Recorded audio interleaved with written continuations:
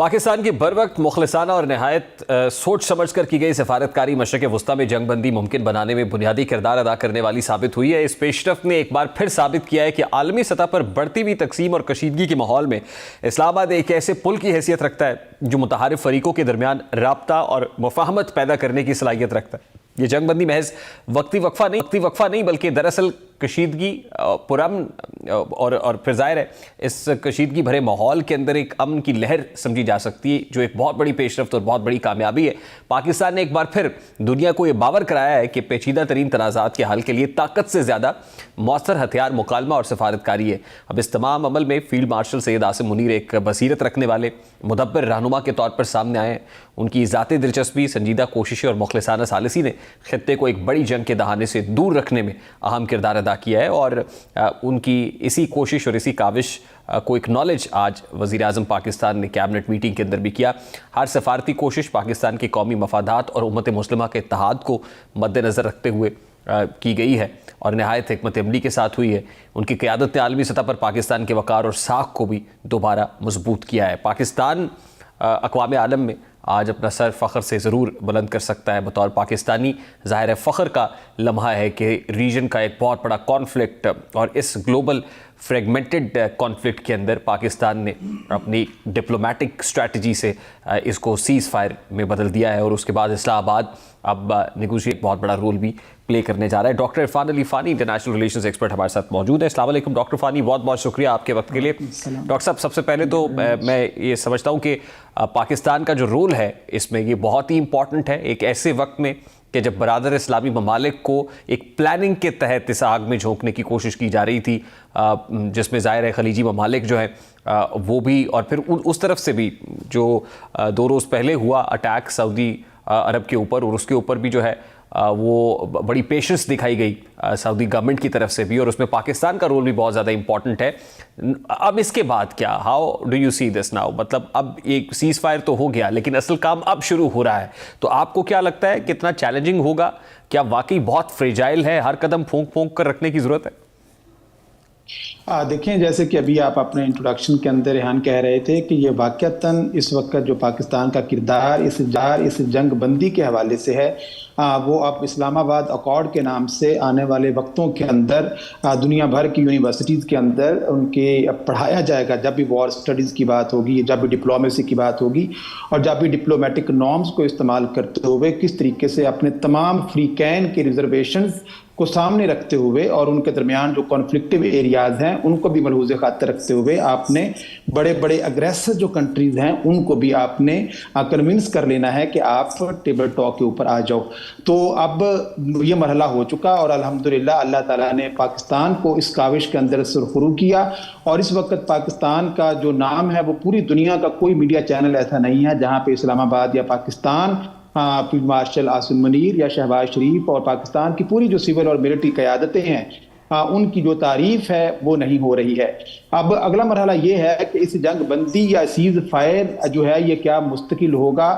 ये परमानेंट होगा या नहीं होगा। देखिए, इससे पहले एक सीज़ फायर जो है वो पैलेस्टाइन के हवाले से भी करवाया था डोनाल्ड ट्रंप ने और उस सीज़ फायर के हवाले से हम देखते हैं कि कुछ ही दिनों के बाद जो एक अग्रेसर कंट्री है, जो कि सबसे बड़ी रॉग स्टेट है इस वक्त इंटरनेशनली इस प्लेनेट में, जमीन जो अर्थ प्लेनेट है हमारा, उसके अंदर वो इजराइल है। मतलब जिसको ना तो किसी इंटरनेशनल लॉ का भरम है, ना किसी इंटरनेशनल इंस्टीट्यूशंस का उसको कोई खौफ है। और अमेरिका ने भी अपने जितने भी मफादात इस मशरक़ वस्ता के अंदर आज तक उसने डिफाइन किए हुए थे 1973 की जो अरब इजराइल वॉर हुई थी और उसके बाद कितनी काविशों के बाद उन्होंने अपना एक मिलिट्री स्ट्रक्चर जो था वो मिडिल ईस्ट के अंदर डिज़ाइन किया और डोनाल्ड ट्रंप ने आके किस तरह से नेतन्याहू की बातों में आके अमेरिका को इस जंग में ड्रैग किया। नेतन्याहू तो काफ़ी हद तक अपने जो मफादात हैं, जो अहदाफ हैं, उनको हासिल कर चुका है इस जंग के अंदर, लेकिन अमेरिका जो है वो अपना बहुत कुछ खो चुका है। और ना सिर्फ डोमेस्टिकली डोनाल्ड ट्रंप की जो अपनी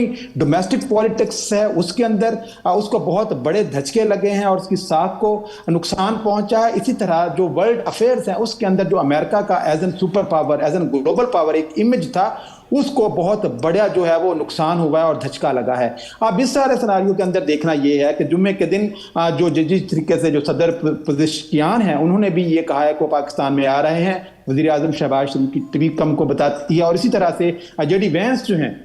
वो भी इस्लामाबाद में आ रहे हैं, and that will be the great day in the history of Pakistani diplomacy. 1972 के अंदर जब पाकिस्तान ने चाइना के साथ अमन का कयाम जो अमल में लाया था पाकिस्तान, और उन दो बड़ी ताकतों के दरमियान डिप्लोमेटिक रिलेशन कायम करने में कलीदी किरदार अदा किया था। डॉक्टर साहब, लेकिन यहाँ पे मैं आपको इसलिए रोकूंगा कि बार बार इसराइल की बात हो रही है ना कि वो स्पॉइलर का रोल प्ले कर रहा है इस सारे मामले के अंदर। तो इसराइल का गारंटर कौन होगा कि ये सीज फायर जो 2 हफ्ते के लिए है और इस पे नेगोशिएशंस होनी है, और जैसे कहा कि बहुत फ्रेजाइल भी मरहला है, बड़ा ही डेलिकेट है, फोंक के कदम रखने की जरूरत है, तो इस बात की जमानत कौन देगा कि इजराइल रंग में भंग नहीं डालेगा या वो कोई अटैक नहीं करेगा दोबारा से?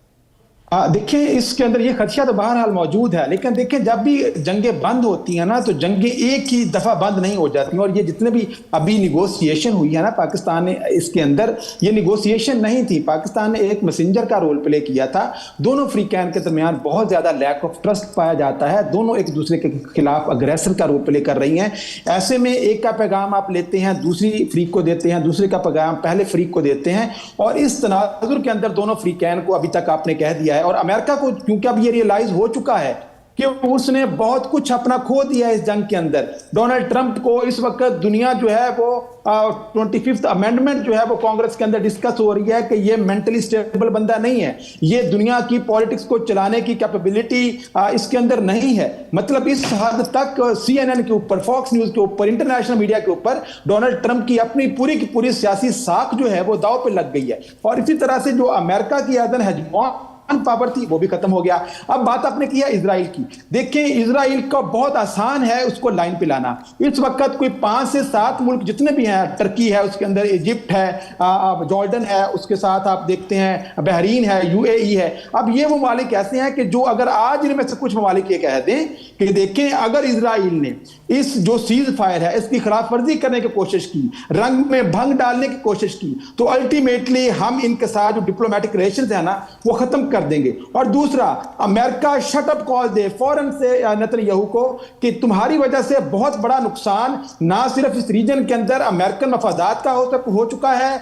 ना सिर्फ गल्फ कंट्रीज का हो चुका है, अमेरिका के इत्तेहादियों का हो चुका है, और इटसेल्फ ईरान का इकोनॉमिक बहुत बड़ा उसका नुकसान हो चुका है। अगर स्ट्रेटेजिकली बहुत बड़ा फायदा भी ईरान को हुआ इस जंग के बाद। और इस सारे सिनारियों में आलमी ताकतों को, और अभी थोड़ी देर पहले मैं वज़ीर आज़म शहबाज शरीफ की सुन रहा था तो उन्होंने जो कैबिनेट की मीटिंग बुलाई है और उसमें कहा गया है कि अब जो फ्रीकैन है उनकी तरफ से सीज फायर की खिलाफ वर्जियों की जो खबरें हैं वो भी आ रही हैं, क्योंकि